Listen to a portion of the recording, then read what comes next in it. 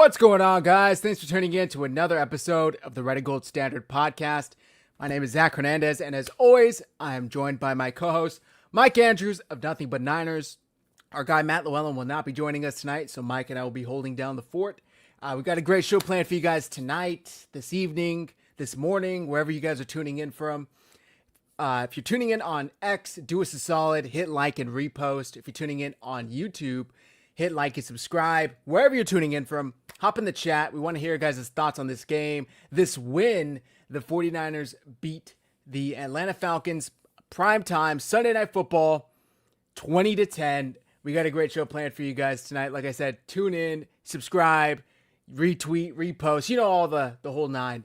Now that I got that out of the way, Mike, how you doing tonight?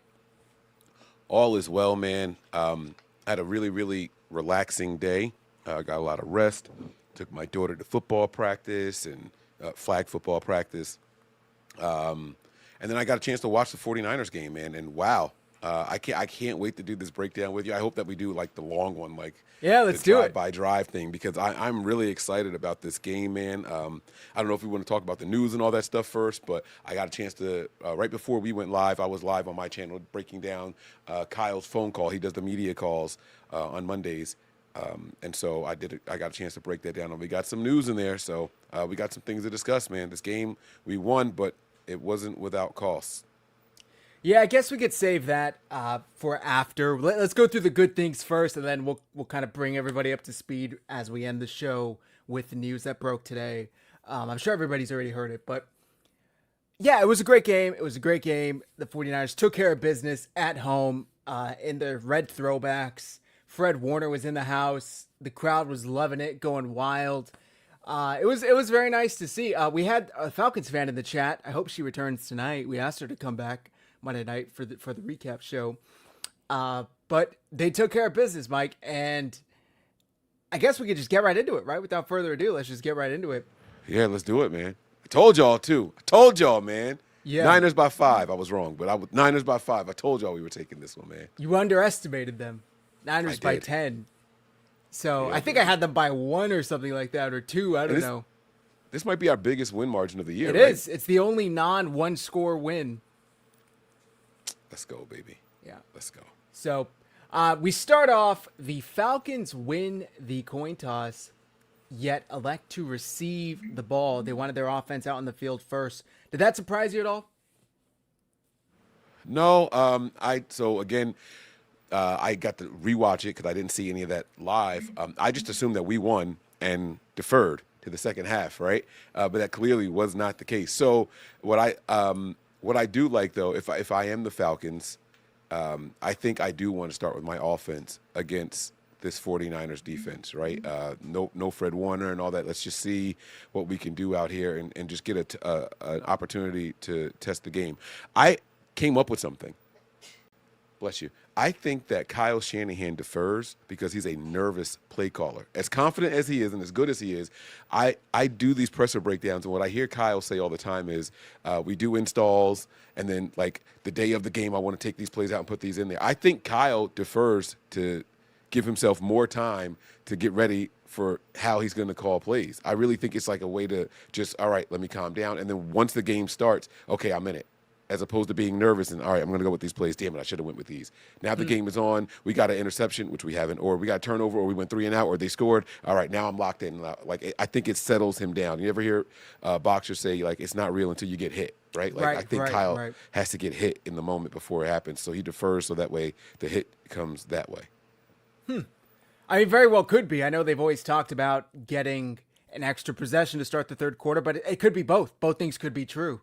It allows you to kind of calm down to start the game, and it allows you to earn a extra possession in the third. So, great take there.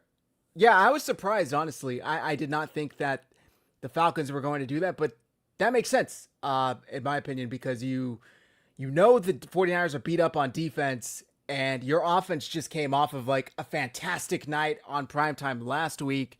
Over 450 total yards, if I remember correctly. I really do think that they expected to come out here, go right down the field, get 7. But that's not what happened. Let's start off. So the kickoff, Jamal Agnew gets to the Atlanta 22. Isaac Arenda of all people on the tackle. They start off with a shotgun run to Bijan for 5 yards. Incomplete pass deep left to Kyle Pitts. I think there was pressure on this, if I remember correctly. And then on 3rd and 5, Penix hits Bijan underneath to the right for about 4.5 yards. And the Niners give up 9.5 on 1st and 10, or in the first opening drive, I should say. And I'm thinking, do they go for it? Like, I know they're on their own 27, but no, Raheem is an extremely conservative coach, even more conservative than Kyle, apparently, because we kind of give Kyle a lot of crap for being a little too conservative. I get it. It's the opening drive. You're on your own 27. You need half a yard. Just punt, right? This is a depleted 49ers offense. This is what they're saying, right? Niners team in general, I should say. So they punt. The 49ers get the ball. They start off great on defense. They get a stop. They get a 3 and out. Energy's great. Energy's high. They get the ball. And this drive was looking good, except for the first play. The first play, Mac Jones immediately gets sacked. Pooney gets beaten by Harrison and gets Mac Jones sacked on the first play of the game for the 49ers on offense, I should say. Are you thinking, oh boy, here we go? Because I know I was. How you feeling, Mike, after Jones gets sacked? So I'm sitting here like, all right, good job by the defense. Glad they didn't go for it on 4th down. And just one more thing also, it's like the Falcons were coming in as one of the top defenses in the NFL. Yes, number one. So if they can go in and score, they're putting all the pressure on the 49ers. I thought that was a good, like, psycho way to, all right, we're going to get the ball and go out there and try to score. And now we're coming out there with that top defense. So the first play, I'm like, oh, my God. Like, here we go. Like, guys, settle down. Like, come on, let's get it together here. But they quickly did, as we're about to get to. Right. So they get the ball. Sky Moore returns the punt 8 yards to the Atlanta 30. To the Niners 16. And Jones gets sacked. And then on 2nd and 12, McCaffrey busts open a 7-yard run to start the day. And on 3rd and 5, Jones hits McCaffrey for 6 yards to the 27. 1st and 10, McCaffrey for 9 yards. 2nd and 1, Robinson for 10 yards. 1st and 10 at this point, we're basically at midfield already. The 49ers 46. Jones hits Farrell for another 11 yards. I mean, it's just first down after first down after first down. Incomplete pass on 1st down. 2nd and 10. McCaffrey only gets a yard, so it's 3rd and 9. And unfortunately, Mac Jones cannot connect with Juwan Jennings across the middle, and the 49ers have to punt. So they go 9 plays, 42 yards, take up about 4.5 minutes, and then have to punt. And I'm thinking, damn, we just had our chance to go up on them. Yes, but to me, it was an encouraging drive. Watching how they were moving the ball and things of that nature, seeing the commitment to the run early. This was, to me, was an encouraging drive. And then when they were passing, it was effective as well. So until, like you said, that 3rd down. Right. I mean, immediately I'm thinking this is the best the run game has looked all year. And it looked better last year. I know last week, the overall stats didn't really look like that. But to the eye test, to me, that was the best the running game had looked up until that point. And then Sunday night came and it looked even better. So they punt. The Falcons go on a 10-minute, 40-second drive that took 19 plays, 60 yards. So they start off at their own 20, got a kick for a touchback, I think, if I remember correctly. Hold on, let me check the punt here just so I'm correct. It was a touchback. So Bijan gets stuffed on 1st down. Mykel Williams and Tatum Bethune teamed up for that tackle. 2nd and 10. Penix hits Mooney for 12 yards. 1st and 10. Penix goes deep for Kyle Pitts. And there's a penalty on Atlanta for holding. So they get brought back 10 yards. If I remember correctly, the Atlanta offensive lineman was struggling to block Sam Okuwanu, and that's why he had to hold, who was had a great night. Absolutely great night. 49ers defensive line in general. But Sam Okuwanu, shout out to him. So then it backs him up to 1st and 20 at the Atlanta 22. Bijan runs for 7 yards. On 2nd and 13, Penix hits London for 10. On 3rd and 3, Penix hits Kyle Pitts for 7. He was just outmatching the 49ers DBs. I mean, we had Renardo Green on him, and it was just like boxing out on a slant. they had no answer for him, but just pitch They and use catch. that size. Yeah. Yeah, he's 6'6" or something like that. Like, he's a big dude. So 1st and 10, Penix hits London for another 3 yards. 2nd and 7 at midfield. Short pass to Bijan for 7 yards. 1st and 10, incomplete pass. 2nd and 10, 7-yard pass to Kyle Pitts again. 3rd and 3, Bijan runs to the right for 4. Huff and Lenore trying to stuff him and pull him back off the first down marker, but he gets it. 1st and 10 at the 33. Incomplete pass to Tyler Algier. However, the Falcons are flagged for an eligible man downfield, so they get backed up 5 yards. 1st and 15, pass short to Kyle Pitts for -3 yards because D. Winters came and blew that tight end screen up. So it's 2nd and 18, and this play hurt. Pitts scrambles to the right, gets out of bounds only for a 3-yard gain, and it would have been 3rd and 15, but Marcus Siegel is flagged for illegal contact, which gives the Falcons 5 yards and a first down. There were 2 illegal contacts actually on this penalty, both on the Niners, Siegel and Lenore. Mike, am I tripping, or it seems like they're flagging Lenore like crazy this year for these illegal contacts?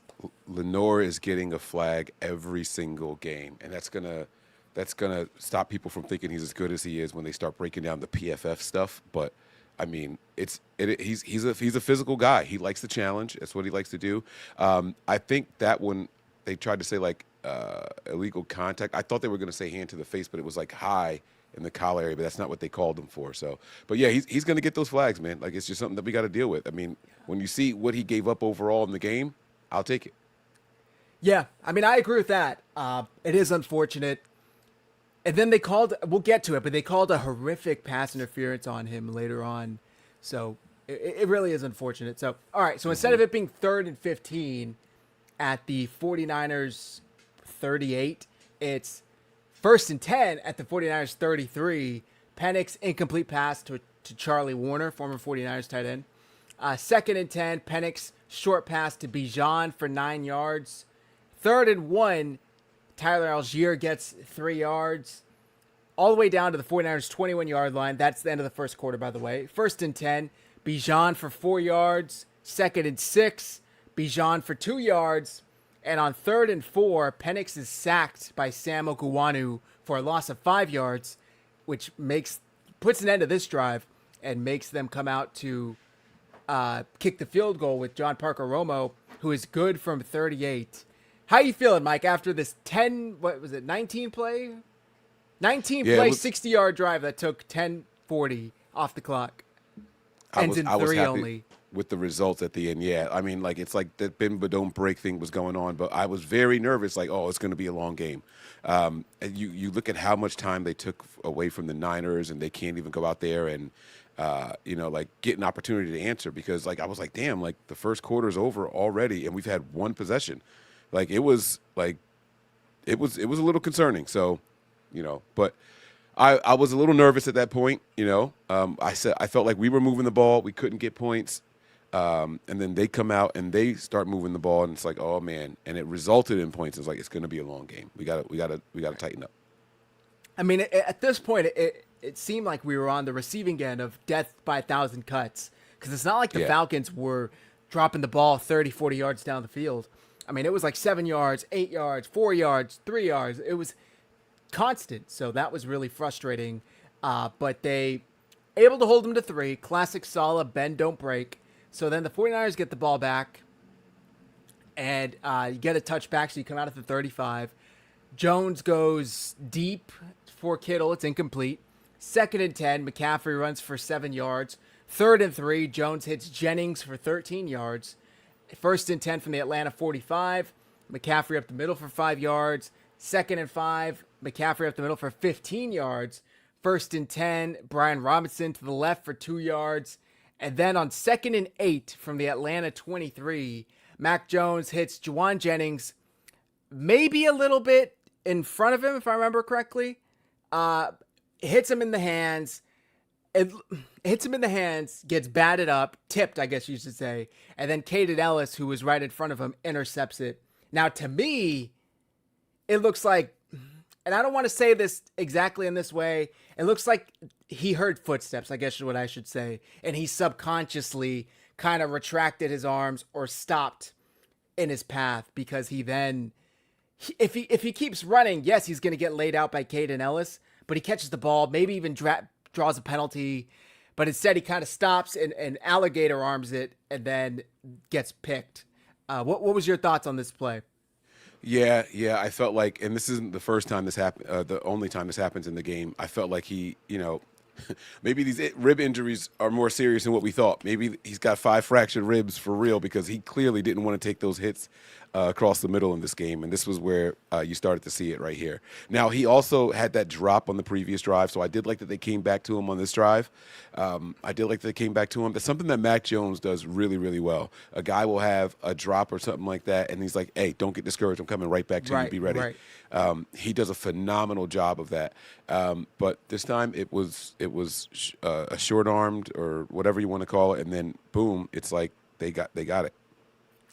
Yeah, I mean, I saw a lot of people saying he made a business decision. These are like half second. Like, I wouldn't go that far to say he actively chose to. I mean, if you're running full speed across the middle with a linebacker right in front of you, it's kind of like your instinct to stop and not get hit, especially like Mike said, if you have these injuries. It was just an unfortunate play. It was a really unlucky play. Caden Ellis just happened to be right there to be able to intercept it. So the Falcons get the ball, stops a scoring drive because they were already at the 22-yard line, right? Mac Jones, by the way, made the tackle on the interception. Good tackle. The Falcons get the ball. Bijan gets stuffed for no gain on first down. Second down, Penix passes for Darnell Mooney, incomplete, but Lenore is flagged for PI. 15 yards and a first down. So 1st and 10, they get bailed out all the way to midfield. Penix again incomplete to Bijan. 2nd and 10, Penix scrambles out of bounds for 3 yards, and on 3rd and 7, Penix throws an incomplete pass deep right to Drake London. It says to Drake London, a lot of these he was just throwing out to the sideline. So who knows? So the 49ers, one of the few times this year I feel like that we get a turnover, we allow a turnover to happen, commit a turnover, and then don't give up points off of it. So I was really happy to see this. Yeah, that was positive. Yeah, absolutely positive. They forced the punt, and Bradley Pinion, former 49ers punter, 48 yards, but it goes to the end zone for a touchback. 49ers get the ball at the 20 to start the next possession with 7:58 left in the second quarter. McCaffrey starts off the drive with a 12-yard run, follows that up with a 6-yard run, and then on 2nd and 4, busts another 13-yard run. Let's go, baby. Just like that, the 49ers Let's go, are at midfield, cross midfield technically in Atlanta territory. 1st and 10, Brian Robinson stuffed for -1 yards. And on this play, starting center Jake Brendel gets hurt. I guess I should address this because in our last show, I jokingly said everybody else gets hurt aside from Jake Brendel. You could toss this man down. Excuse me, bitch. You could toss this man down Mount Everest, and he would just get up and brush his shoulders off and walk it off, right? And I felt so bad because yes, I want to see somebody else at center, but not like that, right? And I'm watching this game, and I'm like, oh, shit. Like, I just talked about him never getting injured. And he gets injured. It was the jinx, man. It was the jinx. So, oh, my God. He never misses from this distance, and then he misses it, right? Like, you just did it. You just did it. So, yeah. Sorry. Heal up, Jake. Heal up. We're not celebrating or laughing at your injury. Yeah. I just hope Matt Hennessy Brock Purdy's you. But I hope you're healthy, and I hope you have a great career elsewhere. But let's just pray for Matt Hennessy. All right, so Hennessy comes in, 2nd and 11 at midfield. Jones hits Jawan Jennings for 7 yards. Like you said, Mike, he goes right back to him. 3rd and 4, and I'm thinking, I think they could just run this shit. And McCaffrey, sure enough, boom, right up the middle for 10 yards on 3rd and 4. Right through the mouth of that defense. 1st and 10 from the Atlanta 33. McCaffrey for another 3 yards. 2nd and 7 from the 30. Robinson for 4 yards. 3rd and 3 from the 26. Jones hits Jennings for 6 yards. 1st and 10 from the Atlanta 20. McCaffrey, they did this like weird pitch thing, and unfortunately he gets stuffed in the backfield for a 4-yard loss. So it's 2nd and 14 at the 24, and I'm thinking, shit. This is the play that backs up or kills this drive. 2nd and 14, Jones hits Kyle Juszczyk for 10 yards, and I'm like, oh shit, okay, that's a manageable 3rd down now. 3rd and 4 from the Atlanta 14, and Jones finds McCaffrey, who takes it down to the 1. He was this close to getting into the end zone, man. I thought for sure he was going to get in, but he stopped at the 1, but no worries. One play later, he gets in and he somersaults into the end zone. Yeah. It was beautiful. Yeah, the flip touchdown, man. What a phenomenal drive. What a way to answer back following a turnover on the previous drive, right? So you're marching down the field. You get the turnover, you get the ball back, and now you answer. Not settling for a field goal either, like getting in the end zone. It was a great thing to see, man. Good mental fortitude by the Niners out there, man. And, again, you haven't mentioned his name yet. No George Kittle targets or anything like that so far, right? But you could see the difference with George's presence out there in this first half already. The run game, I think that he was at actually, let me not get ahead because we got one more drive after this offensively before. So I'll stop my thoughts. Yes, sir. And I'm thinking we end the drive, end the half, with the touchdown. We get the ball to start the 3rd quarter. We could lap them. It could be 14-3 before the Falcons even get the ball again, right? We just got to play less than 2 minutes of defense here to end the half. Well, the 49ers had other plans because they kicked the ball off. Brooks has a 16-yard return to the Atlanta 31. Penix hits Pitts for 4 yards. 2nd and 6, he hits Pitts for 11 yards. And I'm thinking, damn, they're kind of working us with Pitts here. And then on 1st and 10 at the Atlanta 46, Penix drops back and is sacked by Bryce Huff. And it's a strip sack fumble. And who else but Johnny on the spot? Alfred fucking Collins is there to recover another 49ers fumble. I think I saw Bryce Huff got this sack in 2.6 seconds. Now, he has the record at 2.44 in New Orleans earlier this year. But, 0.2 of a second is, It's that quick. It's that quick. It's that quick. So, he got it. He got it. Sounds like Michael Jackson. I'm sorry.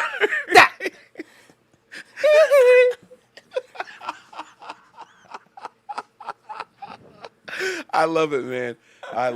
But listen, you gotta celebrate it, man. We're not getting the interception, so we got to do it this way. Right. This is what we're gonna do. Then, damn it, let's freaking do it, man. Let's keep the pressure on these quarterbacks. Let's keep getting these sack fumbles and recover these bad boys. Normally, we don't get the recoveries. We do it, and then they get the ball back. We're getting them now, so let's go. Last week, I think we had 2 or 3 forced fumbles against Tampa. They recovered all of them. The ball bounces their way. It's finally it bounced the 49ers way because, like you said, they're not getting any interceptions. So they force a fumble and recover at the Atlanta 46. They get the ball with 1:28 left in the first half. And Mac Jones hits Kendrick Bourne for 4 yards. Incomplete pass on 2nd down. And on 3rd and 6, this was kind of a weird play. Mac Jones is getting sacked by Leonard Floyd, of all people. He was here last year. Fumbles the ball. Colby ends up with the ball. The 49ers left guard, Connor Colby, ends up with the ball and runs it back to the 44. But then they reviewed it and said that it was actually a pass that was deflected by the defense, so it was allowed to be recovered by an offensive lineman, a non-receiver, so to speak. But apparently you can't move forward a fumble like that, a pass like that. So it went back to the spot of the foul or spot of the turnover. A fumble, I don't know what to call it. Spot of the fumble. So this saved the 49ers 8 yards, though, because it would have been pushed all the way back to the Atlanta 44. Instead, you get it at the 36 where the play occurred. So that was an 8-yard difference. You ask Eddie Pinheiro the very next play to go out there and kick a field goal. That was already at 55 yards. He's not making a 63-yarder. I know I love Eddie. I think he's great. I wouldn't ask him to kick a 63-yarder. I think he was going with the wind at this point. but no worries. 55-yarder was good. He maybe had 2 to 3 yards to spare. Damn Eddie right. Pinheiro has been money all year long when it comes to field goals, because there's an extra point. Was it the first extra First point? one, Doinked it off? first one in New Orleans. No, wide. Well, no, that was wide. the one that he missed. Oh, He yeah, missed. yeah. But there was one that he doinked in. No, that was a one field of them- goal. Oh, that was a field goal that hit. I'm the pretty bar? sure Okay, it was the okay. one in overtime. He doinked it. Okay, but yeah, he had one in this game also. I thought Doinked one in. of them hit the they all went in, but I thought he had one that hit the upright. Maybe I'm thinking of something different, but yeah. So it's all good, man. Collins, great play. Earlier, we talked about it already. This defensive line has come into play, man. These young boys are growing and growing every single week, and then the Niners are getting the dividends. We're getting points off of turnovers. We stopped them from getting points off of our turnover. Like, oh no, they got Right. 3. They got 3. No. They didn't get any. Oh, that's right. That's right. We did. stopped We them. stopped them on it. Yeah. So Yeah. that's good, man. Like, let's go. I like it. Nigel says Collins recovered the fumble. I thought it was Mike Hill. No, it was Collins. There was a second one later, but it ended up being negated due to. No, it was overturned. Sorry, but no, it was Alfred Collins that got the fumble. All right, so I'm thinking that's probably half. Maybe the Falcons run it out, but they still have, I think, 2 timeouts, or they had 1 timeout. Sorry, It's like 40-something seconds left, right? 38 seconds. 38. So after the kickoff, which Agnew muffed and then recovered, only gets to the 21. Malik Turner, who, by the way, had a great night on special teams. Shout out to Malik Turner. Balled out on special teams. Don't really say that for 49ers players, but he had a good night. On 1st and 10, Penix hits Drake London 19 yards, who gets out of bounds. On 1st and 10 from the 40 of Atlanta, Penix hits Darnell Mooney for 38 yards. And I'm thinking, fuck, they're already at our 22. With 17 seconds left, Penix drops back, trying to evade the pressure, is in the tackle box, and is kind of backstepping. He throws the ball out of bounds to the left where there's no Falcon in the area. And the ball falls out of bounds with exactly 10 seconds left. Well, Penix never got out of the tackle box. There's no receiver in the area. Yeah. So they convene and they throw the flag. And That's because right. the Falcons just took their last timeout, they don't have any timeouts to spare because it's a 10-second runoff or you burn a timeout. That's right. So they had to enforce the 10-second runoff, which ended the half. That ends the literally half. There were cost them 10 3 seconds points. left on the clock. Yep. At least 3 points. I mean, maybe they had one miracle play drawn up where that pass ends up in the end zone for 7, and suddenly it's 7-7. But no, instead it's it's 10-3. 10, yeah. 10-10. It could have been 10-10 or 10-6. But no, because of that, the 49ers just worked out perfectly. Literally, Yeah. they're showing it wasn't until the third quarter because they talked to Raheem Morris, and he was saying, we thought there were 11 seconds. We should have had 1 second left. Mike Tirico, Chris Collins was showed the replay, and that clock doesn't start counting until the ball hits the ground. And Penix, who has a hell of an arm, decided to chuck that bitch half a mile up into the air, and it took 10 seconds just to come back down. So it was exactly 10 seconds. Shout out to the defense. Great way to end the half. Again, we are not used to being the benefactors of bounces like that and things going in our favor. So a drive where they were definitely going to, well, I'm not going to say definitely, but really, really likely to get some points, ends up going the 49ers' way. And they don't have an opportunity to score any points, and we get to come back out there in the second half. At this point, Christian McCaffrey's got like 70-something rushing yards. He's got like almost 75 80. rushing yards already at halftime. At halftime, and this is showing the George Kittle effect, guys. No targets in the first half or anything like that, and just running like crazy out there. George Kittle is out there. Connor Colby is out there. You got Hennessy out there, and the Niners are moving the ball between the tackles too. Like that's where we've been struggling all year long, between the tackles, and so you can see the difference, And I was just so hyped. I was like, yes, my George Kittle prediction was coming true. We're going to get 100 yards rushing, and he's not going to have any. I think I said on the show like maybe 3 receptions tops, but I don't think that they're going to target him a lot. And throughout the first half, I was right on the spot. So I felt really, really good about my prediction. Niners go into the halftime with a 7-point lead, and I'm feeling confident, man. I'm feeling confident. Yeah, exactly. And I was trying to find if I could see what the first half stats were, but I'm pretty sure he had about 75 yards rushing. McCaffrey, that is, in the first half. He was playing great. So here we go. First half, 12 carries, 76 yards, averaging 6.3 yards a pop, and 1 rushing touchdown. And that doesn't even take into consideration his receiving yards. So, Yeah, great game for him. great game. By the way, you said they were likely to score. I would say there's a 99% chance they at least get a field goal, unless something crazy happens. It gets blocked. Parker Roma misses from extra point distance because they're already at the 49ers 22. So they're definitely going to at least get 3. It would have been 10-6 at the very least.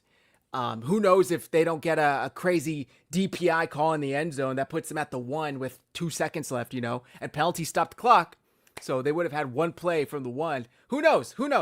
Anything could happen. Instead, it's a 10-second runoff. The 49ers go to half with a 10-3 lead, getting the ball to start the third quarter. So start the third quarter. Pinion kicks off. Moore has a 29-yard return to the 49ers 32. And McCaffrey, 1-yard run on first down. Incomplete pass on second down. It's immediately 3rd and 9, and I'm thinking, shit. We were gonna have the chance to go up 17-3, 13-3, and we're gonna go 3 and out to start the first drive. Like, come on. No. Mac Jones and Kendrick Bourne had different plans because Jones hits Bourne right up the middle for 10 yards, just what you needed on 3rd and 9. And on 1st and 10, Jones hits Sky Moore underneath, who makes a man miss and picks up 15 yards. When have we ever seen Sky Moore do this since he's been here? Never. Maybe we need to drop more plays for him to get the ball in open space. Maybe this is our new Deebo Samuel, Mike. Maybe. Are you fucking kidding me? No. And I know that a lot of people are going to go out there and look at that PFF grade and say, man, he was the best player on the 49ers offense. Dude, it was 3 reps. It was 3 snaps. Let's pump the brakes here. Like, no. I still want to see as little of Sky Moore as possible. But this is what happens when you are tapping into wide receivers 4, 5, 6 on the depth chart. So, everyone's got to step up and they have to do their part. So I was happy to see it in the moment. So, and I was during this being live, I was checking in from the birthday party that I was at, and I kept seeing people say, Sky Moore, let's go more. And I'm like, wait, what did he do? So I didn't get a chance to see it. I come home and watch the replay. I was like, this is what everyone was so hyped up about? Like that's it? It was so, I get it. And run. Yeah. Something behind the line of scrimmage, like an end around or something. It was a weird-looking play, but, hey, first down, 15 yards, I'll take it, man. I'll take it. Right. We got a super chat from our guy, Gray Fox 198. He says, thank you, Gray Fox. We don't cheer injuries, but I just want to say, Zach, you spoke Brendel's injury into existence, and it was amplified by Mike laughing his ass off when you said it. Hennessy looks good. Thank you, Gray Fox. I appreciate it. Of course, we wish him, back to health soon, but hopefully when he returns healthy, Kyle will realize that Matt Hennessy is the better of the 2 options. And there's one play that we're going to get to that just this play alone proves that Hennessy is the better option. So thank you for your contribution, Gray Fox. Appreciate you, as always. So back to this drive. After the 15-yard catch and run by Sky Moore, 1st and 10 at the Atlanta 42. McCaffrey 4 yards. McCaffrey 2 yards. It's 3rd and 4. Who else but McCaffrey again for 12 yards right up the middle. They just had no answer for him. Mac Jones, a pressured kind of throwaway pass to Kittle, who can't haul it in. 2nd and 10. Brian Robinson is stuffed for a -1 yard run. 3rd and 11. Jones goes to Juwan Jennings, but it falls incomplete. So Eddie Pinheiro has to come out for a 43-yard field goal, which of course he made. 13-3. I don't know how you were feeling, Mike. This was a 11 play drive that went 43 yards, took about 5 minutes, and it only ended in 3. I would have much rather had 7, but how are you feeling? Yeah, for sure. But there was some third down conversions on this play that did make me feel encouraged. On this drive, on this play, there were some third down conversions on the drive that made me feel encouraged. And so I felt like we're moving the ball well still, and let's just keep taking time off the clock. We had to try to get that time of possession back in our favor because I think they had it in the first half. So we had to try to continue moving the ball, keep it on the ground, keep the clock running, and all that. And I'll get to the stat at the end about how many rushing attempts and what that means in the grand scheme of things. Okay, all right. So get the field goal.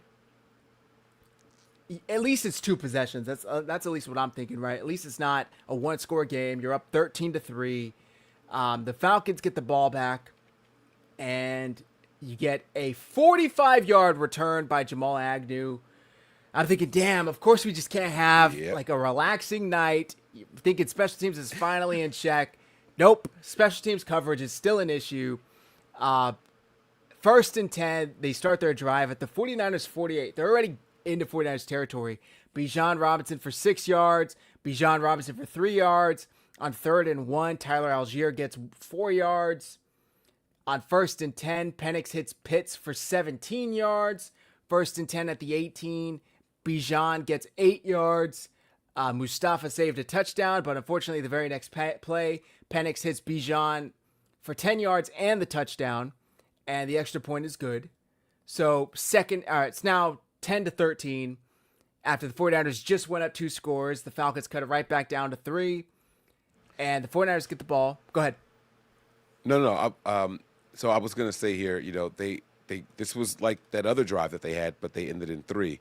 Like how they just marched down the field on us. Right. That juice run, was that on that last offensive possession? I saw the comment there from MDs. Was the juice run on that last offensive possession? No, it's the next one. It's the next one. Okay, I was going to say, because I had something to say about it, but I didn't think that we got there yet. Okay. By the way, shout out to Malik Turner because he saved that Jamal Agnew 45-yard return from being taken back to the house. So, like I said, Malik Turner had a great night on special teams, really showed up for the 49ers. So, after cutting the lead down to 3, the Falcons kick off to the 49ers. Moore has a 24-yard return to the 49ers 25-yard line. McCaffrey gets 2 yards. Jones passes to McCaffrey for 7 yards. And then on 3rd and 1, Kyle gets cute, hands off to his other Kyle, Juszczyk, and gets stuffed in the backfield for a 2-yard loss. The 49ers have to go 3 and out and punt to the Atlanta 20. So this run pissed me off. I mean, McCaffrey's averaging damn near 7 yards a carry at this point. You need 1 yard. Mike, what are you thinking here? I hate Kyle Juszczyk runs. I hate it. I've always hated it. He's so good at everything else. Just don't we got to stop it. It's not good. It doesn't look good. It doesn't work out for us. It's just terrible, man. It's terrible. I don't ever want to see it happen. I don't care if it's 3rd and 1. And what's going to happen too. By the way, it's the second time this year that they've done it. You have Christian McCaffrey lined up behind him. You got Juice to the side, and then they look like they're going to try to give it to CMC, but they end up giving it to Juice, and he doesn't convert them, man. We just got to stop doing it. Take it out of the playbook. On the last 9 3rd and 1s that have gone to Juice, do you know how many he converted? Probably 1. 0. That's even worse. He's 0 for 9 on the last 9 attempts from 1 or less. Stop this play. I mean, you're better off sneaking it. Mac Jones is great. Which we do well. Yes. I was like, which we do well. Just stop doing that with him. Kyle Juszczyk, you're purposely turning around and starting further away from the line of scrimmage than what you were. And if you expect the team to think that it's going to be a run play to CMC, they're going to hit his fullback anyway. The team is thinking we got to stuff the run, and he's probably going to run behind the fullback, so they got to hit him anyway. Yeah. You're just making sure that he gets hit first. No, don't do it. Don't do it. It's really unfortunate. Use him as a blocker. Use him as a receiver. Please don't use him as a ball carrier. Even on short yardage, it just doesn't make sense.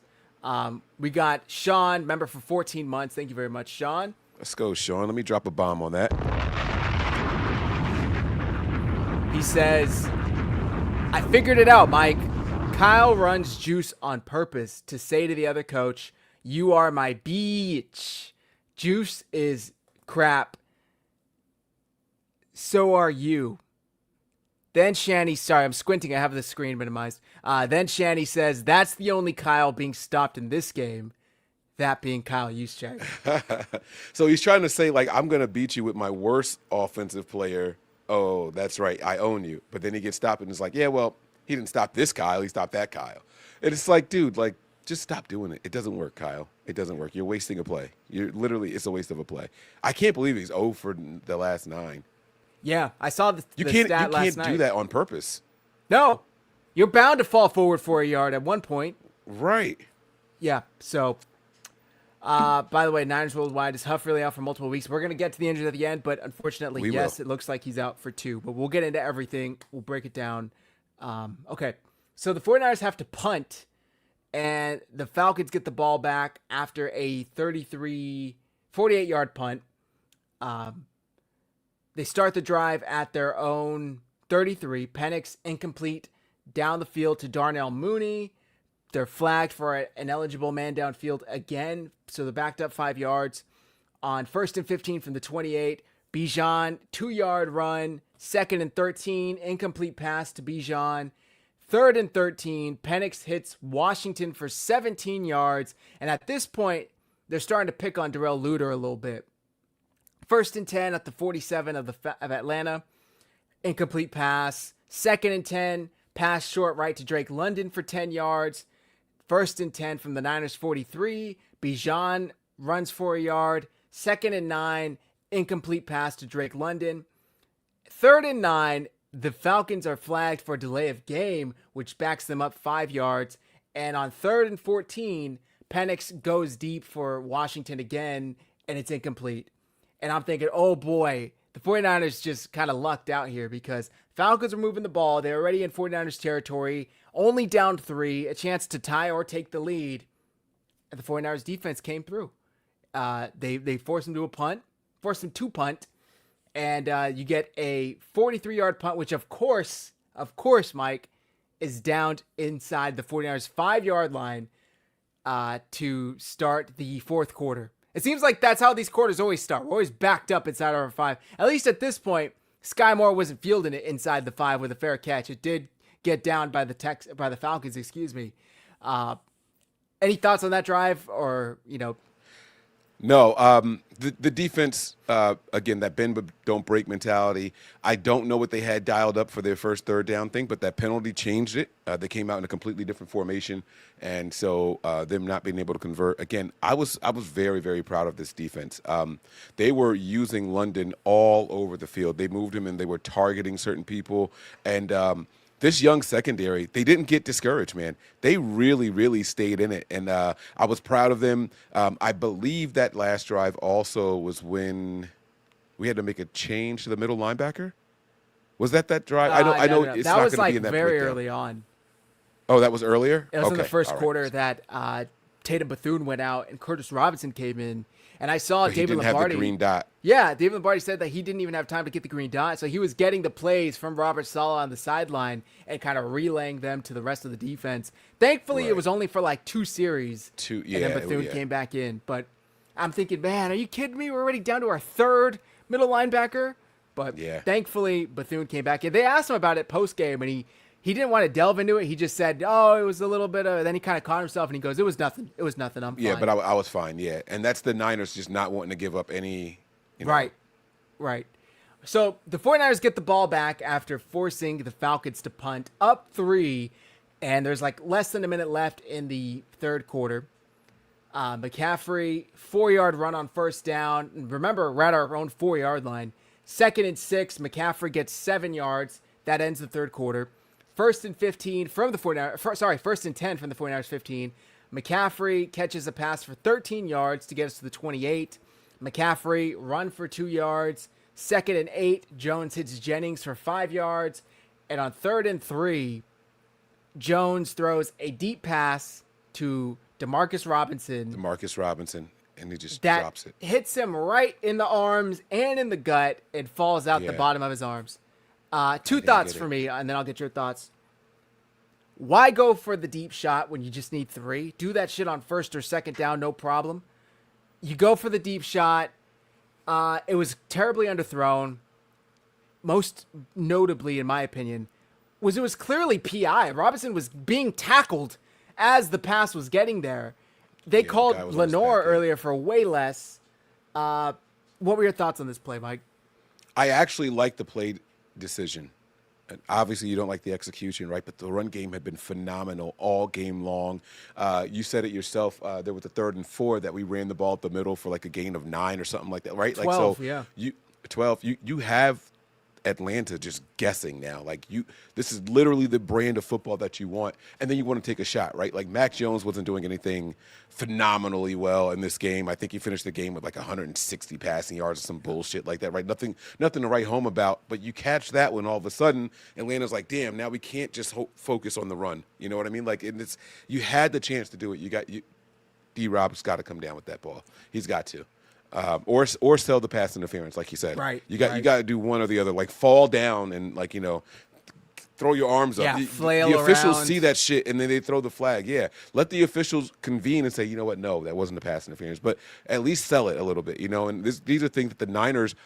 We are a team with like principle and dignity. We don't sell shit. Like all of the Nick Bosa holding penalties that don't get called is because Nick Bosa doesn't sell them. He doesn't fall. He just keeps fighting through it and keeps going. Like, dude, start flailing your arms. Like we got to start selling this stuff because that's a part of the game. It's a part of the game, and other teams do it to us. And I've seen us called for less. Like you said, the hyena Demo. Lenore. Yeah, Lenore. The other teams get those calls. We got to go out there and get these calls also, man. Let's keep extending these drives and let the officials help us. Fuck that. We've earned that right now. Which I must have missed that play because I wanted to talk about that PI on Lenore. But he almost got the 49ers' first interception of the year, and him and Drake London are hand fighting down the sideline the entire route. Drake London kind of falls, and Lenore is there to get it. If anything, it should have been offensive pass interference, in my opinion. Even Chris Collinsworth, who hates the Niners, said, I don't know, this might be an offensive PI. Like, that's what I thought they were going to call when they first threw the flags. Like, even he said that.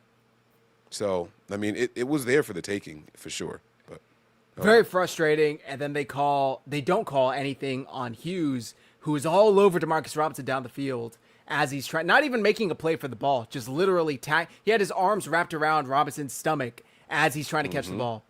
Nigel Crane says, take a drink every time Zach says McCaffrey in this game recap. Hopefully not This ain't alcohol. the recap to do that. Yeah, Right. I would say you better be drinking some. Here, get a nice big bottle of water, and then Right. you'll be safe. Come on, You're let's gonna go. black I got out. you. It's a Monday night, guys. So the 49ers have to punt after they can't convert on that deep pass to Robinson. And they punt. Jamal Agnew takes it back to the 17 of the Falcons for 5 yards. Malik Turner again, the tackle on the punt. Falcons start the drive at their 17. Algier gets 7 yards. 2nd and 3. Penix hits Bijan for 15 yards. 1st and 10 at the 39 of Atlanta. Bijan Robinson stuffed for -2 yards. 2nd and 12 by Bethune, by the way. 2nd and 12. Penix hits Pitts deep for 19 yards, all the way down to the Atlanta 37. To the Niners 44. And then Algier runs up for 2 yards. He gets hurt during the play. Mustafa hit him really hard. Took him a second to get up. On 2nd and 8 at the 49ers 42, Penix hits Bijan for 7 yards. 3rd and 1, Sam Okuwanu and Jordan Elliott team up to stuff Robinson at the line. 4th and 1, Penix has to... this is the play where Penix drops back. Go ahead. Before you get to the play, we go to 4th and 1, and they decide to go for it, and I'm nervous. Same. I'm like, man, like this is not our thing here. I feel like the Niners are the easiest team to get the 1 yard on when it's 4th and 1. I just feel like we give it up all the time. And so I was like, damn it, like this is going to be a game-changing moment right here. Like we got the lead, but it's about to go. Like this is going to get them hyped up and fired up. So mind you, we're still only up 3 points. It's still a 10-13 game. They're at our 35 already. And I'm thinking, shit. I mean, even if Penix is a big dude, even if they just quarterback sneak it, they're probably, likely, bless you. They're likely to get it with the injuries we have. But they shift Drake London out, and he's one-on-one on Chase Lucas to the right. And Penix drops back, fires a shot to Drake London, and Chase Lucas makes a break on this ball, and oh my God, literally right through his hands, the ball goes. And if he catches that shit, he's gone. I mean, nobody's catching him. That's a pick six. He's gone all the way, 65 yards for the touchdown. Thankfully, it wasn't able to be caught. It went through his hands. It still hit Drake London in the hands. I was going to say, don't say it wasn't able to be caught. No. Thankfully, he didn't catch London it because wasn't able I to catch flipped it. out. Yes. It still hits him in the hands, and he drops it. Yeah, watching this one live, I was like, oh, my God, he caught that, didn't he? And then you see it hit the ground, and I'm watching this 4th and 1 in slow motion. And I'm like, he got the pick. Oh, no, it went through his hands. Oh, wait a minute, he dropped it. So, like, my emotions were on a freaking roller coaster. And then when they showed the slow motion replay, I'm like, I felt like this is exactly how I just watched this happen. Right. Like, it was like, we got the pick. No, we don't. Right through his hands. And before he even hits the ground, because it was like he was like running for it, and then like he goes to the ground. Before he even goes to the ground, that ball is right in the lap. But he just didn't. He didn't come up with it. So. I think that London thought Lucas intercepted the ball. And Yeah. I don't think he was expecting it to go through, and then, it's all in a split second. But it's like sure. subconsciously you're thinking, oh, that I don't have that. And then it just ends up in your lap, and you're a half second slow to react, and it falls, and it's incomplete. And shout out to Chase Lucas, who was only in because Renardo Green got hurt, Right. and Upton Stout couldn't go. So Chase Lucas was in. He talked about Daniel Bullocks and Robert Saleh giving them teach tape about 85 plays, and he said every single time they line up Drake London in the slot on 4th and 1, or Yep. 1 to 2 yards to go, he runs that option route. He said, oh my God, they're going to try me on this. We'll play the clip in a bit. You guys can hear it from him himself. It was really cool. So the 49ers get the turnover on downs. It's basically just as good as an interception, right? They get the ball at their own 36. McCaffrey catches a pass from Mac Jones for 9 yards. 2nd and 1 at the 45. Jones sneaks it. It's almost like Kyle learned. He didn't hand it off to Kyle Juszczyk. Oh, wait, I got a button for that. Sorry. There we go. 1st and 10 at the 48. McCaffrey for 10 yards. 1st and 10 at the Atlanta 42. Brian Robinson for 7 yards. 2nd and 3. Brian Robinson for 2 yards. 3rd and 1 at the Atlanta 31. And again, Mac Jones sneaks it for the first. 1st and 10.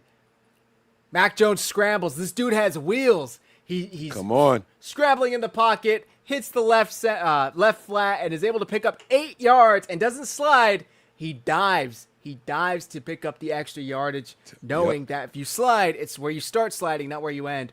So then it's 2nd and 2 at the Atlanta 23. Falcons get flagged for having too many men on the field, which gives the 49ers a first down. We're down to 4 minutes left in the fourth, by the way. 49ers are only up 3. So 1st and 10 at the Atlanta 18 after the penalty. And McCaffrey gets stuffed for 5-yard loss. I think it was a pitch, if I remember correctly. And I'm thinking, shit. All right. That was, sorry, 1st and 10, he got 2 yards. And then on 2nd and 8, he got stuffed for 5 yards.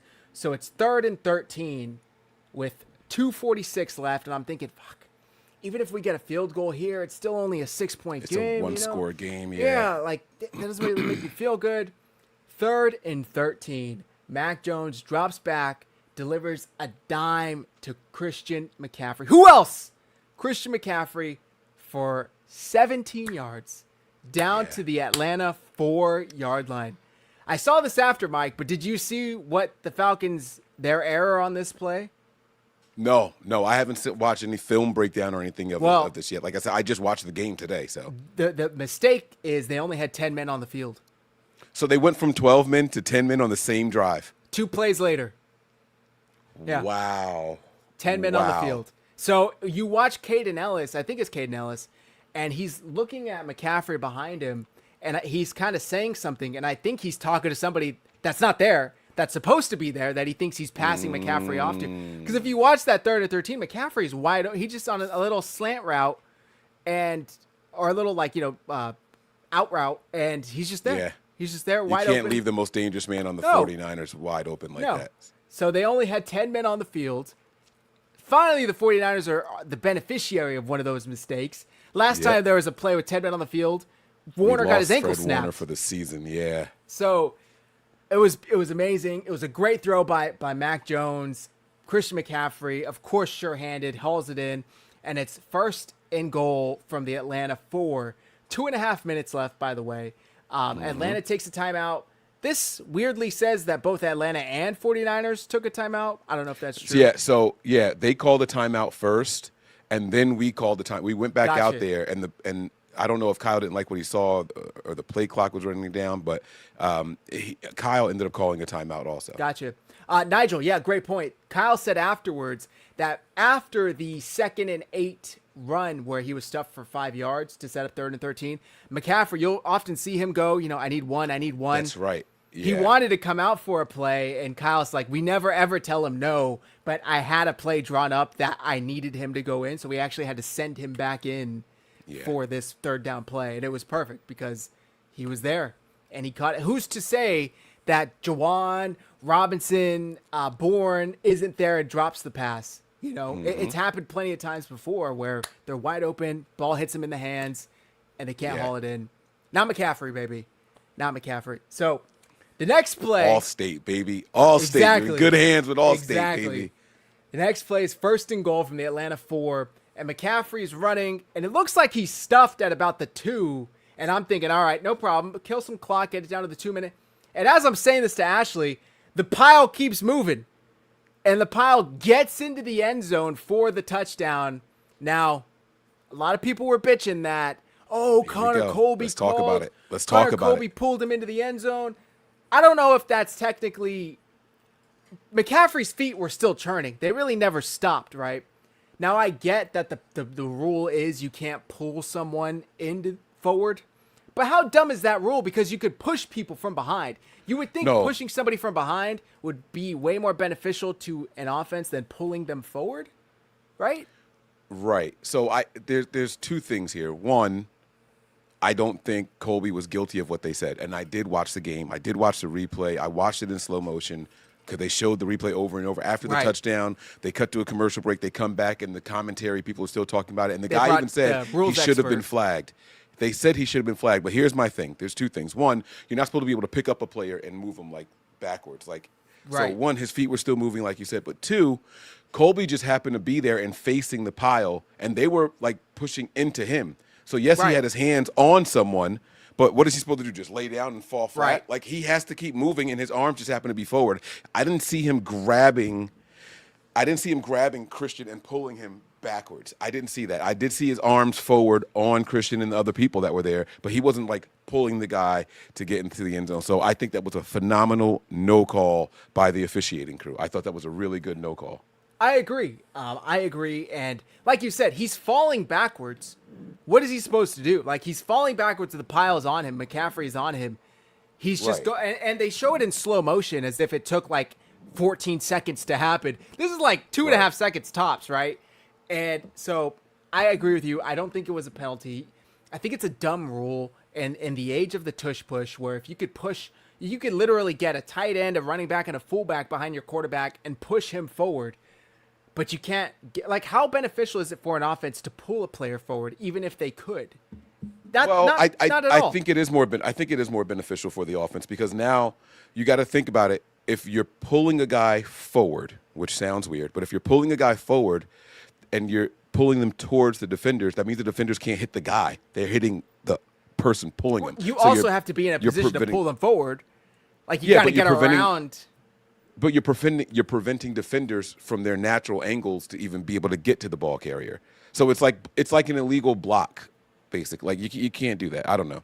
I see both sides. I do get what you're saying, but I think it's a necessary rule. I think if you're going to allow one, you should allow both. If you're going to allow somebody to be pushed from behind, right? I can't think of too many times where a player is even able to get in front of a ball carrier and pull them forward. Right. It would happen maybe once a game. We're talking goal line scenarios, inches scenarios. If this rule didn't exist, I think that we would end up seeing a diamond around a ball carrier. So the ball carrier's here, and then you got 4 people on all sides of them, and they all got them and just moving as a group. Because who's knocking that down? You know what I'm saying? So like that's why you got to put stupid rules in like that to stop creative play callers from doing stuff like that. Because I would dial something up like that if it wasn't a rule. If we're allowed to pull you forward, hell yeah, we're gonna build a wall of 3 people and let's go. We'll carry your ass across thankfully the it line. wasn't an issue. They didn't call it. The 49ers. By the way, if they called this shit, the 49ers probably just kill the game. Like they probably just kill the clock out. The Falcons had 2 timeouts left, but it would be down to roughly 2 minutes and 20 seconds, and it would have been first and goal. What down was that? First down. Yeah, so I was going to say, so it wouldn't have made a difference. We No. were going to get in there anyway. Either we Maybe win give this, Kyle Juszczyk another carry. right, or maybe we just take a knee. Maybe we take a couple runs and then we knee it out, and it's, I guess we would probably have to score either way, but they would be able to take this clock down very close to 0, or at least a minute. So anyway, they get in the end zone. It's 20-10. The Falcons get the ball back, and again, they were looking all right. They get the ball, 18-yard return by Jamal Agnew. Nick Martin, by the way, shout out to the rookie, first playing time with a thumper, laid the wood on Agnew on this kickoff return. Penix starts the drive with an incompletion deep down the field to Darnell Mooney. This was a dime by Penix, by the way. He threw this ball probably 40 yards, hit Mooney right in the breadbasket. He just couldn't catch it. 2nd and 10, he hits Mooney. This time he catches it for 18 yards. 2-minute warning. On 1st and 10, Penix is sacked for a negative 11-yard loss, or I guess an 11-yard loss by Bryce Huff, who forced another fumble that was recovered by Chase Lucas. But this ball, Penix, he's left-handed, so he went to pass. The ball hits Bryce Huff's helmet, and it kind of comes out of his hand as he's going forward. They ruled it a fumble, which I appreciate because then they could review it, and then they overturned it and said it was actually an incomplete pass. So instead of it being a strip sack fumble, it is just an incomplete pass. 2nd and 10 at the 41 of Atlanta. Penix is sacked again for an 11-yard loss. But they called Lenore for illegal contact. Tatum Bethune blitzed. Robert Saleh was bringing all kinds of pressure this night. Bethune gets in unblocked, gets Penix. Mike, I was worried about another penalty on this play. I don't know if you know which one I'm talking about, where Bethune got the sack, but it was negated by illegal contact by Lenore. Do you know what? I know the play, but I don't know what other penalty you were worried about. I thought they were going to get Bethune for going low below the knee on Penix. Oh, okay. Because he was on the ground and he grabbed his leg. And that was the play, if I remember correctly, where Penix got up. It took him a while to get up, and he was kind of limpy the rest of the game after that. So I thought for sure they were going to call low hit. I don't even know what that penalty is called. Below the knee hit? I don't know. The Tom Brady rule. Yeah. I forget what it is. Illegal contact. I think it's just what they end up calling it though. But I think it's like 15 yards instead of 5 or something. It's like a personal foul, low hit. Right. So thankfully, unfortunately, a sack for an 11-yard loss by Bethune gets wiped out because of a BS illegal contact call by Lenore. So it's 1st and 10 at the Atlanta 46. Penix incomplete pass to Kyle Pitts. 2nd down, incomplete pass to Darnell Mooney. 3rd down, incomplete pass to Drake London. And on 4th down, they bring the pressure yet again, and he throws an incomplete pass. It says to Drake London, and really the closest person was a 49er. And the 49ers get the ball back. Turnover on downs. 1st and 10 from the Atlanta 45 with a minute and a half left. 15-yard run by McCaffrey. 4-yard run by Brian Robinson. And then it's victory formation, baby. Mac Jones takes 2 knees, and that's the end of the game. 49ers come out victorious 20-10 on Sunday Night Football. NBC deemed yesterday National Running Backs Day, by the way. I don't know if you caught that. And they had McCaffrey, Trent Williams, and Tatum Bethune all in the Hugh Hefner velvet robes and the chains. Yeah. So on a day, Mike, on a week, I should say, that all week we heard about was Bijan is the best football player in the league. McCaffrey is yesterday's news. Bijan is today's best running back. There's no running back better than Bijan right now. Christian McCaffrey looked like a different level. I mean, he looked like he was in a different league. And that's no disrespect to Bijan, because he's a great player. We obviously saw what he's capable of last week.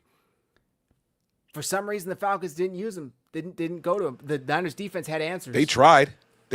Yeah. They were hitting that man early and often, man. Even I think his longest run was like 13 or 14 yards, something like that, maybe. His longest run was 8. His longest reception was 15, I believe. There you go. Okay, so I was going to say because before that it was 8. So yeah, you're right. So I knew the 8 number was in my head for a reason, also.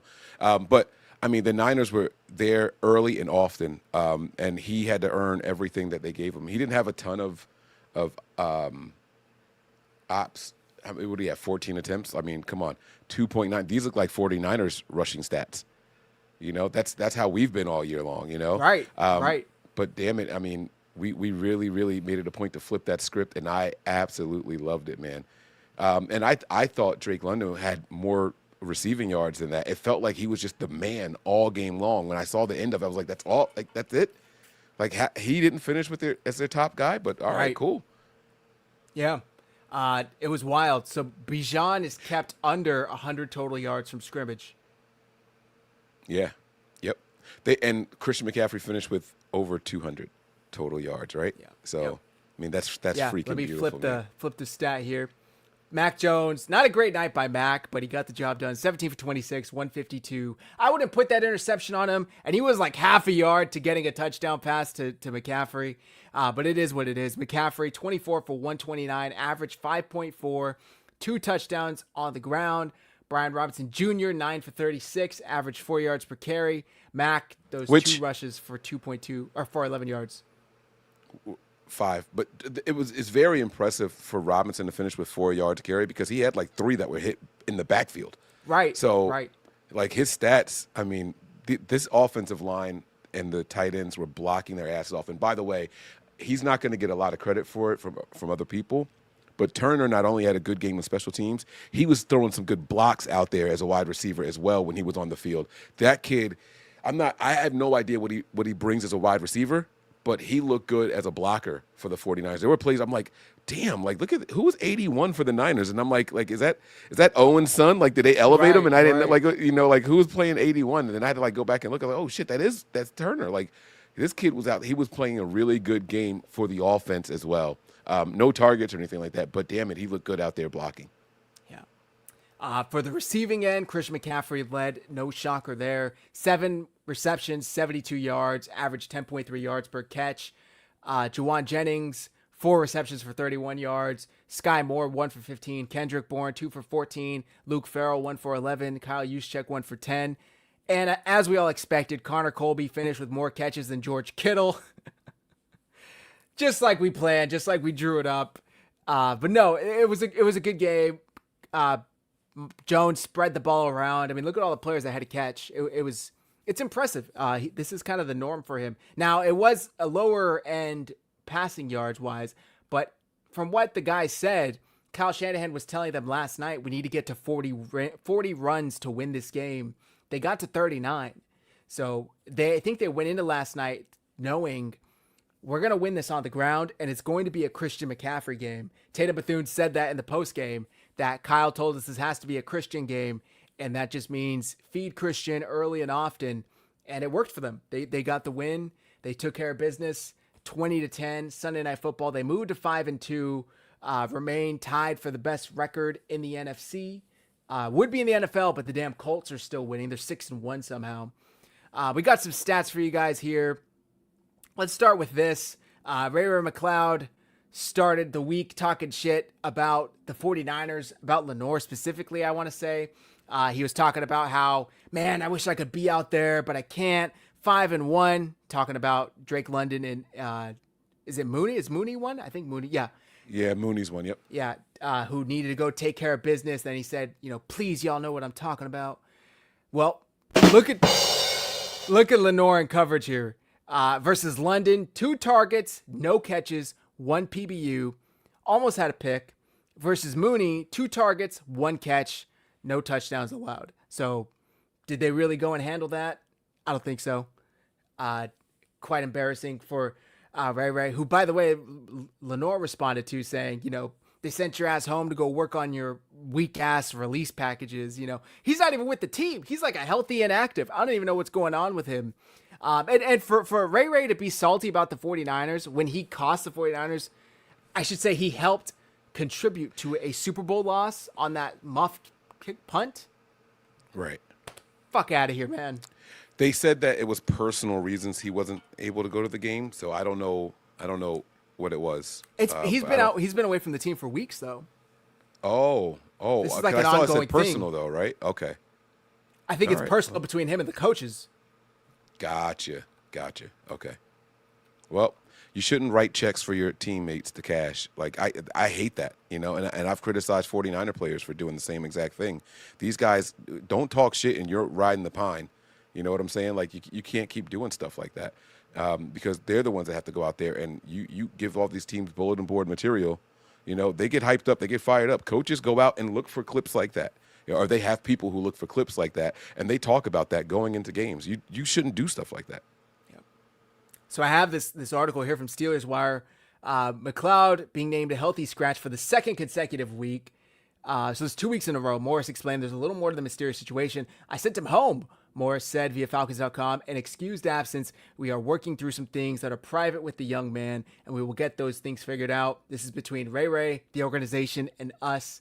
I wouldn't say it's a disciplinary thing, more of a football thing, something we have to get straightened out. So it's a weird situation, but they're making an active decision. I'm telling you, if they thought he was one of their best 3 receivers, they wouldn't be doing this. So Yeah, I also agree. some other Completely stats here.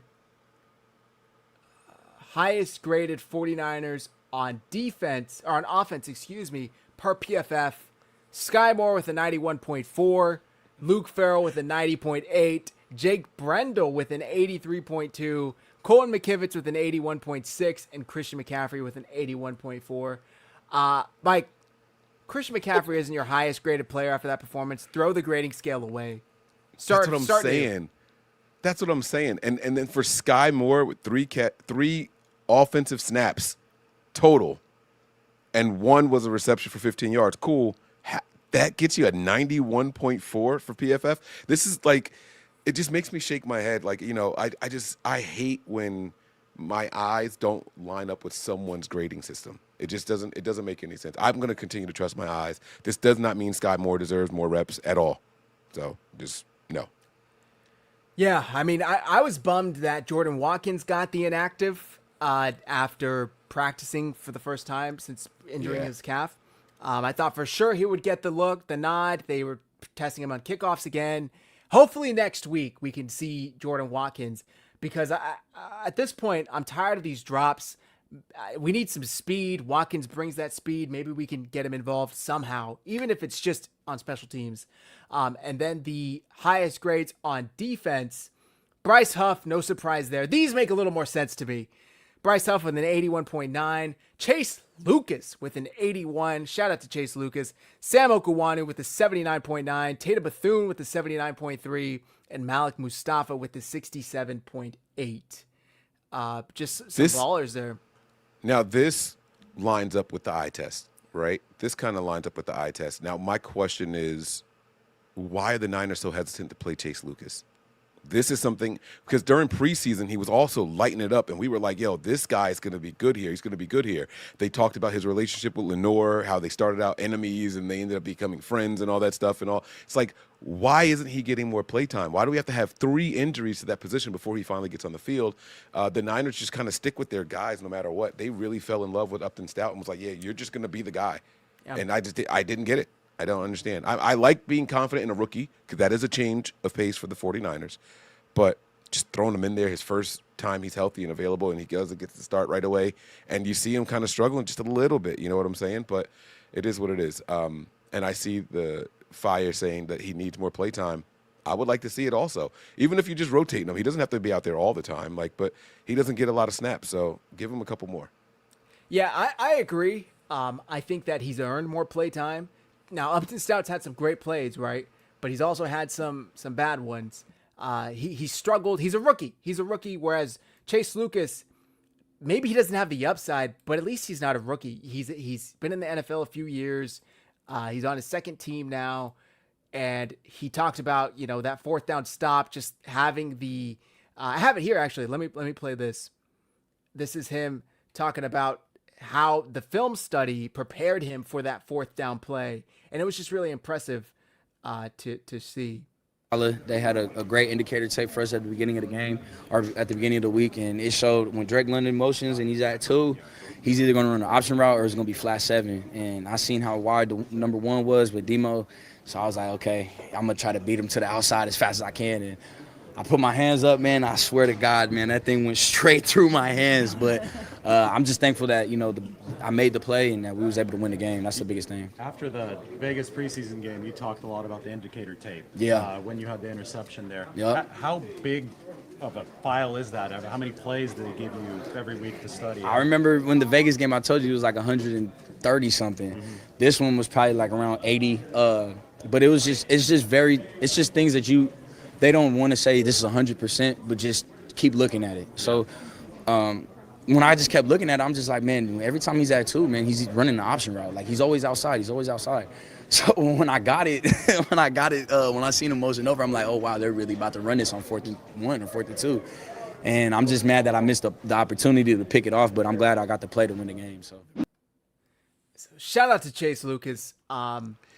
I agree with you, Mike. Sorry, go ahead. What are your thoughts on the video? No, and it's just so incredible. Like, this kid really puts his head in the books. It's obvious. Or this man, I got to stop saying kid. This man really studies, what they give him, and he takes it to heart. And that play recognition is huge, especially for this defense. So, I mean, let's give him a couple more. I agree. Nigel, I don't think Nick Martin got any snaps on defense. Pretty sure he only played special teams. Let's see. And Mike, you talked about Upton Stout. I mean, he flashed in training camp. He flashed in joint practices. And then he got hurt. And he didn't play all of preseason. And for some reason, the 49ers still come week 1. Now, I'm not saying I'm against Upton Stout or his development or him starting. But it was just really strange to me how strongly they were like, there's no competition here whatsoever. It's Upton Stout's job. Chase Lucas is maybe going to get in on some special teams plays. And, if injuries happen, maybe if they had more of an open competition, we would have seen Chase Lucas win that. Who knows? But in the meantime, he's played really well. He was also in on that 4th down stop in LA versus the Rams on Thursday night. So he's got great instincts. I'm happy to have him on our team now. And it allows the 49ers to have that next man up mentality. I think it was Tatum Bethune who was talking about it. Oh, no, it was Jair Brown. And he was saying a lot of our second and third guys would start on other teams. We've just had so many premier players like a Nick Bosa, like a Fred Warner, like a Deommodore Lenoir here to where they're second or third stringers, but elsewhere they would be competing for starting gigs. And now they're getting their opportunities, unfortunately due to injuries. But so it really is impressive to see. Absolutely. Yeah. I like this comment here. Our defense needs to put in work on the jugs machine.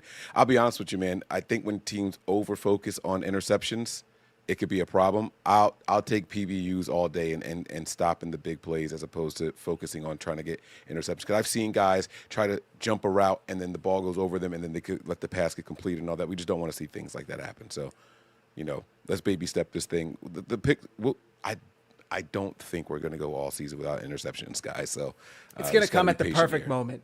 It's going to come at the when it's exactly meant to. We didn't need an interception last night to win the game. We won it without it, nor any of the other 4 wins we've had.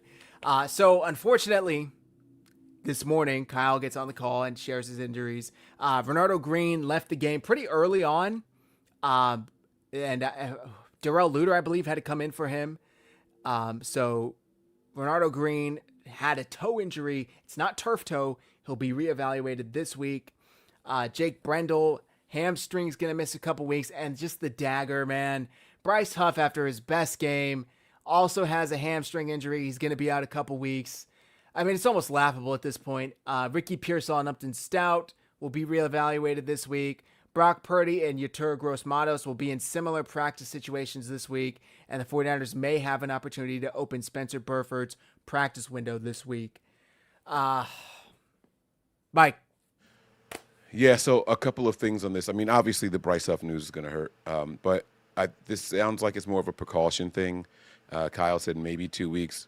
Maybe he only misses one, guys. Who knows? I don't think that it's worth rushing back, and I also don't think that means we should start trading for a bunch of defensive ends either. If we were going to trade for one, you still have that plan, but Huff is going to return. Specifically, I want to talk about the Brock Purdy announcement down there. Kyle was asked directly, is it a stretch to say that Brock Purdy has a chance to play this week? And he was like, yes. Like, I don't know where you got that from. Like, he's not. Lombardi's out here saying the 49ers are going to get Pearsall and Purdy back this week. He's been saying it for 2 weeks now, 3 weeks, going back to after the Rams game. Right. And so Kyle kind of shot that down right away on this call. Like, that is a stretch. So I don't know why you guys are saying that. Like, and then later on, a reporter said, are you hesitant to get a guy out there that's not playing on a natural grass? And I hated that comment. I hated that question. Guys, if they're healthy, they're going to play. Like, you can't just sit here and say, oh, I'm not going to play because of the turf. No one can say that. No one is allowed to say that. So I don't want to, like, right. It's a question that shouldn't even be asked to coaches. Like, oh, well, we're going to MetLife? Okay, no, we're not going to play there. We're gonna play in MetLife this year. I mean, what does that say to the players that are playing? We don't care about your ACLs. We don't care about your hamstrings. We're going to rest these guys, but you guys go out there and play for us. I mean, I agree with you, Mike. If you're healthy enough to play, you're healthy enough to play. Now, I would weigh it in when considering maybe if you're 50-50, maybe that gives the nod to no, don't play because you take that into consideration. But if you're otherwise good to go and you would have played on grass, no, I agree with you. Mike, did you catch during the game? I know you watch it. You call the game, so you don't often watch it. I don't know on your rewatch today. They talked about Purdy's injury. Did you happen to catch that during the game? I did not. They talk about his injury and they give like a diagram of the foot. Oh, I did see it. Yeah. I did see it. But there was something that Brock Purdy said to, forgetting the sideline reporter's name, that really kind of caught me off guard. And he said that not only could any wrong movement immediately re-injure it, there's no timetable for his return. And I was like, whoa, like they immediately set a 2 to 5 week timetable back in week 1 when he got hurt. And he's kind of been week to week. Not only that, going off of coming into the Jacksonville game, he was off the injury report entirely. That Friday, if you guys go back and look, he was fully healthy, according to the 49ers. And then he goes out there, has a horrible game, has 2 interceptions, and then, he re-aggravated the toe injury. That makes me think he was never healthy to begin with. And I get he was the healthier of the two between him and Mac, but that doesn't make sense. You just gave this dude $200 million. Like, if he's the healthier of the two and he's still unhealthy, punt the game, start Martinez, and say a prayer. Because it's malpractice, in my opinion, to have coached him out, to have thrown him out there knowing his injuries. And you could have... This is an injury that took out Jack Lambert. This is an injury that took out Patrick Willis. Like, this is a very serious injury that can last. I mean, I know people that aren't athletes in my life that had this injury. We're talking years. Like, we're talking years in multiple surgeries, and they're still dealing with it. Now, again, they're not a medical athlete with top-of-the-line healthcare and surgeons and all that stuff. This is the same injury, may I remind you guys, that Joe Burrow suffered in week 2, and that immediately put him out for the whole year. I don't know, Mike. Am I like being unreasonably angered at this? No, I was the first person to say don't rush him back against the Jaguars. I said it's an AFC opponent. We're undefeated in the NFC. Like, there's no need. Like, if we're going to chalk it up as a loss, chalk it up as a loss. Don't rush him back. It's not going to be worth it because you're going to lose him for longer than what the original diagnosis was. And here we are heading into week 8 and still no Brock Purdy. So, no, you should be angry about it. And this is what I was trying to prevent. Everyone's like, oh, no, you just like Mac Jones. It's like, I don't give a shit who the quarterback is. Don't rush the franchise guy back in what I call the meaningless game. And then that's another thing that pissed people off when I said it. There's no such thing as a meaningless game, blah, blah. I get it. Guys, we were 3-0 at the time. We did not need to go out there and try to see if this toe is going to possibly, you know what I'm saying? Like, it was an AFC game. It was an AFC game. Right. We lost it anyway, by the way. Exactly. We lost it anyway. Exactly. Was it worth further injuring him? I have the clip here. This may get us copyright, whatever. It's like a 20-second clip. I'll just play it just so the viewers can see what I'm And talking later about. on, by the way, if we do get copyright, there are options on YouTube where you can clip it out. So Okay. Toe may not sound like much, but it can be debilitating. There are varying degrees. For Brock, he hyperextended his right big toe week 1. By the way, I just want to say they just fucking snuck this in the game. Like, you're just going to throw this at us mid-game and not even like... Tearing the stabilizing ligaments under the joint. In addition to being extremely painful, turf toe limits the toe's ability to flex. And Brock told me any movement in the wrong direction can set him back. He said he is truly day-to-day. There is no timeline for his return. He called this injury so annoying, saying he's never dealt with something that lingers this long. That was surprising to me. Maybe I'm reading into this too much. How could you be day-to-day but also have no timetable? how can you have no injury designation before the game, and then it's like, oh, he re-aggravated? Like, I don't know, man. It was Right. it was all just weird. And you know, the Niners are a team that have been trying desperately to avoid quarterback controversy since Brock Purdy arrived on this team, and I think that this could be some posturing by the team. I know they're never going to come out and admit it, right? And everyone knows. I mean, if you watch, there is a podcast with Acho and McCoy. Speakeasy. Yes. And so they were talking about, like, I would keep riding it out with Mac Jones. And McCoy says, listen, that's not how the NFL works. Unfortunately, or however you want to look at it, he got the deal. And when he's healthy, he's going to go back out there. Even if the team thinks that Mac Jones is the better option, they're not going to allow that to happen because of the money. So now you have this injury that has no timetable, that can be re-aggravated by just going checking your mail. Now all of a sudden they just have this perfectly placed designation on him where Right. it doesn't create a quarterback controversy. You have a guy like Mac Jones who goes to the podium after every win and says, I'm just a backup. This is Purdy's team. I'm just here to do my part while they give me an opportunity to do so.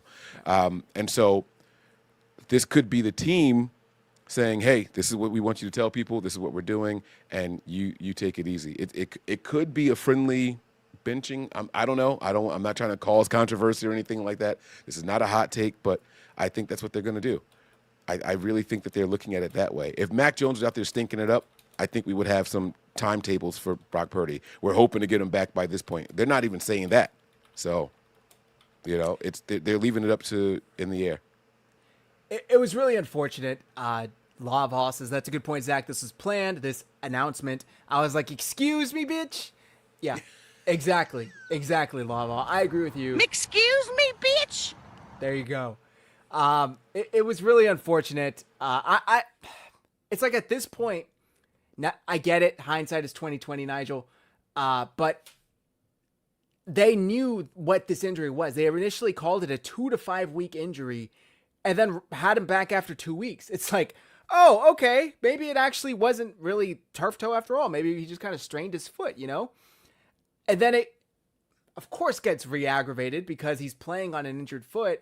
And I've seen people say, well, Purdy probably said he was good. It's the job of the team and the medical staff to hold a player back because he's always going to say he's good. He's always going to want to play, especially Brock Purdy, highly cognizant of the fact that a quarterback can be replaced due to injury. So that's how he got his gig, right?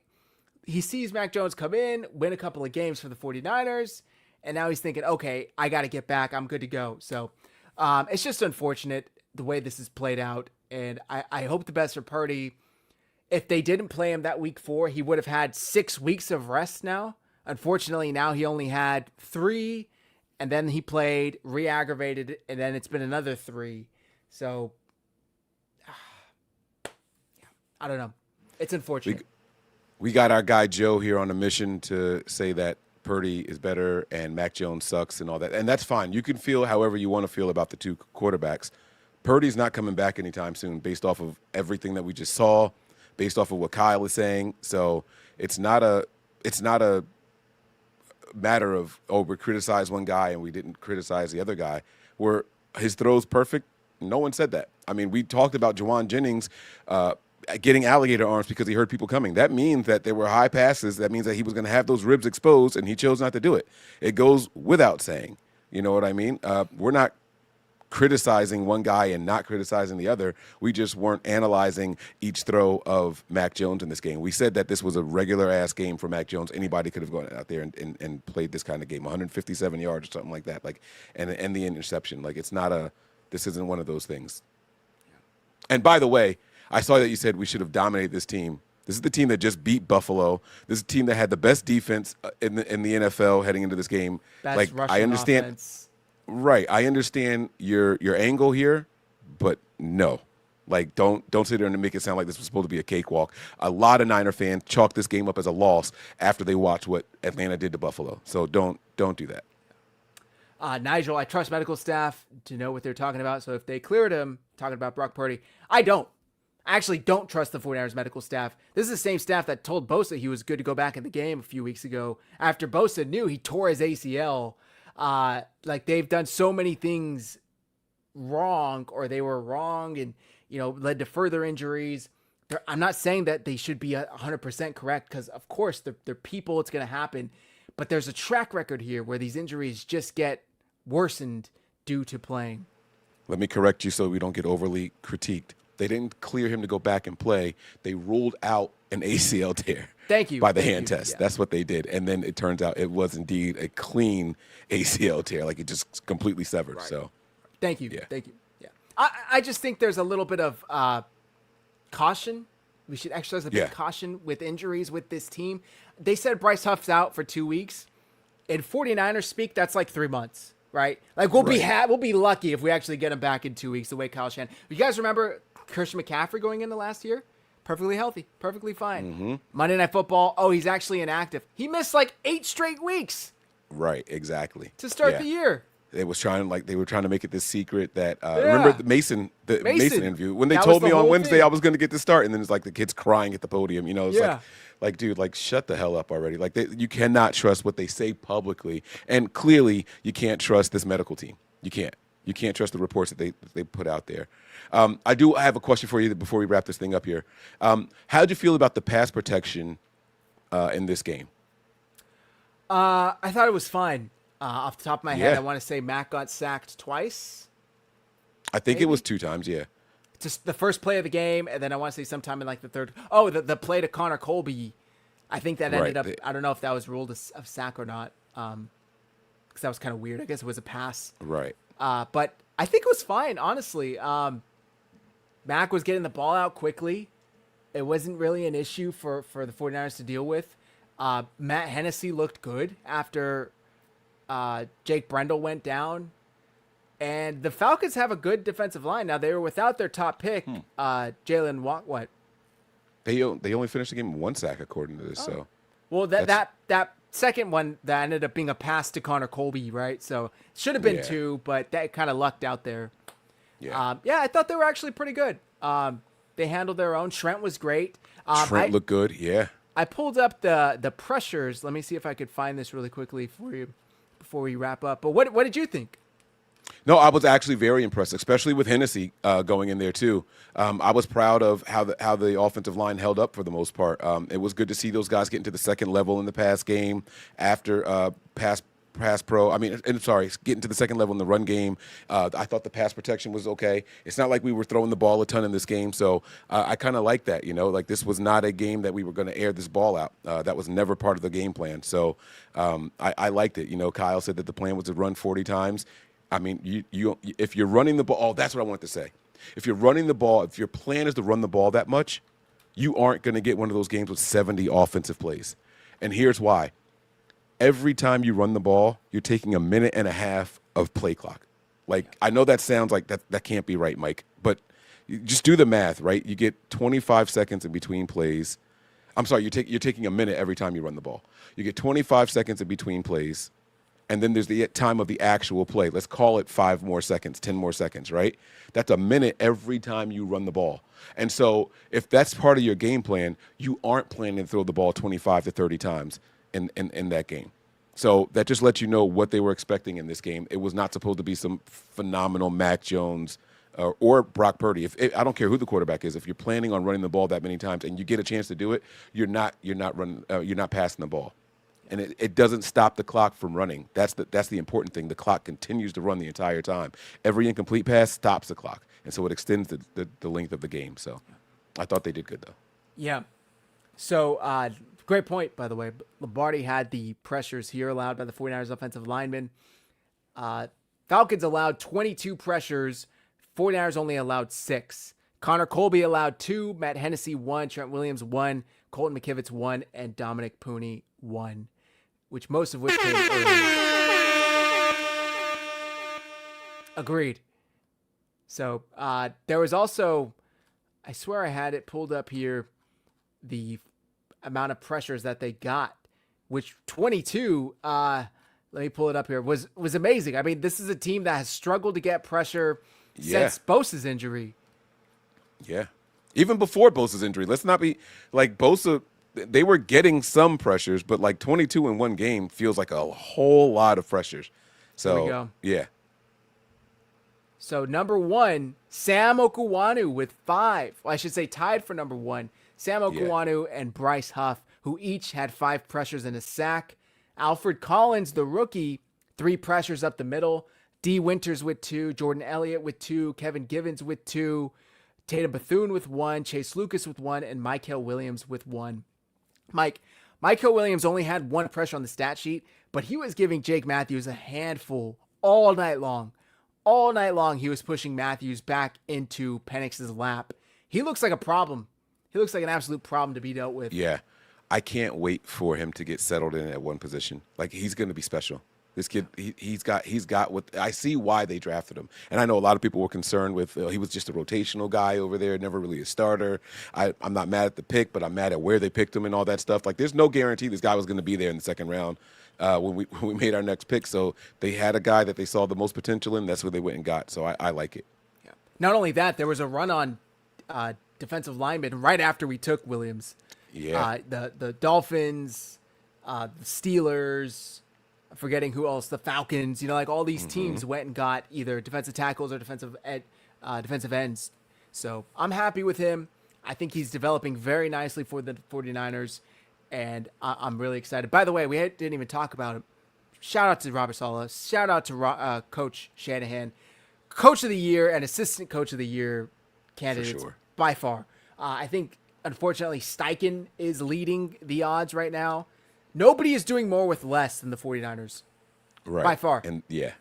And that's why I think that they should be in the lead for the Coach of the Year candidates. Yep. All right, Mike. Any final thoughts here before we wrap up? No, man. This was a lot of fun. I want to thank you for having me on tonight. This was a really, really good show. I love these breakdowns and all that stuff. I love getting to share and reflect on the game. But that's going to do it, man. I don't have much else. Make sure you guys that for following and watching right now from the Nothing But Niners channel, head on over and make sure you subscribe to the 49ers Hive channel as well. And then you guys can also come over for some bonus content on my channel, patreon.com/NB9ERS. We have a blast over there. I hope to see you guys there. So let's do it. That's right, guys. It's on the screen, patreon.com/NB9ERS. Go check out. Mike streams every single game. It's cheaper than Sunday Ticket. It's cheaper than Red Zone. Go check out patreon.com/NB9ERS. So and shout out to my daughters who did the stream for me this week. I was at a birthday party, so my girls were here. They were on the soundboard. They were reading comments. I mean, I was so proud of them. They really held Daddy down. And NY to the Bay was also in there to assist, but it was such a good time, man. I had a blast. Go check it out, guys. Patreon.com/NB9ERS. Thank you guys for rocking with us. When is the preview show for next week? I think we're going to stick to Wednesday, but I guess we'll see. Probably Wednesday. All right, cool. We'll put out the details on X. Make sure you follow us. Our handles are on the screen. Follow 49ers Hive. Follow Nothing But Niners. We appreciate all you guys for tuning in tonight. I know it's late. Thank you guys very much. Mike, would you do us the honors? Yeah, man, this was good. This was a tough game, but the Niners go out there and they get the win. Offense didn't look like, what we wanted them to look like in the passing game, but the run game was back to where we wanted it to be. The George Kittle effect in full effect out there. He was basically quoting Marshawn Lynch, We're going to go out there and punch them in the mouth, smash them in the face over and over and over again. And that's what the Niners are doing with all the depth, with all the replacement level players out there. They are going out there and still continuing to defy the odds. And so hopefully you guys enjoyed the show. For myself, for Zach and Matt's absence, stay faithful out there. And as always, go Niners.